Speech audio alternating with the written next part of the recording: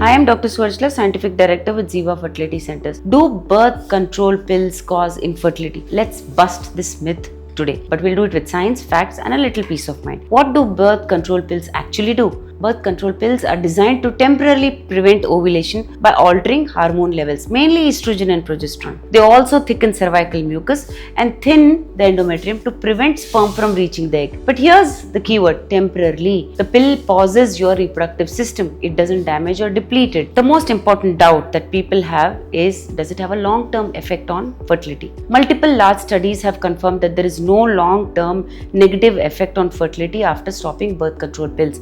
In fact, for most women, ovulation resumes within a few weeks to a few months after stopping the pills. Many conceive within 1 year and some even within the first cycle. A 2011 European study showed 80% of women conceived within 12 months of stopping the pill, almost identical to the general population. Some women may experience a delay in their periods after stopping the pill, but this is called post-pill amenorrhea. It usually resolves within 3 months. It's your body recalibrating, not a sign of infertility. In some cases, pills actually help preserve fertility. That's right, birth control pills can protect against endometriosis, ovarian cysts, and even pelvic inflammatory diseases, all of which can harm fertility. So in some women, pills are not just safe, they are protective. So why do some women struggle to conceive after stopping the pill? It's a very important question. In many cases, it's not the pill, it's the underlying condition like PCOS, thyroid dysfunction, or age-related egg decline that were masked while on the pill. These issues existed even before stopping birth control, but not because of it.